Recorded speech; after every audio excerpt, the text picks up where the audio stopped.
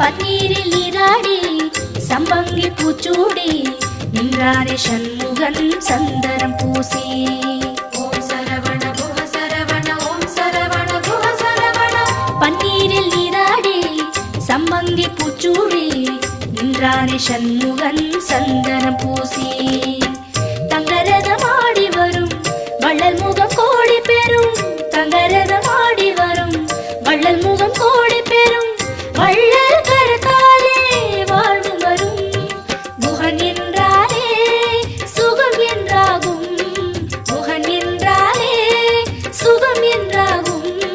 பழனி மலையில் பழகும் உறவில் பாசம் பிறக்கும்.